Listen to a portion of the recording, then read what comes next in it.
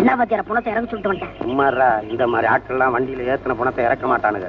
அதனாலதானே நான் அங்க ரேட்டை பேசாம இடையில வந்து தகராறு பண்றேன். காசு எப்படி கலருதுன்னு பாரு, கவனி. பா பா பா பா. ஏய், நோட்டை என்றானு திரும்பி பாரு.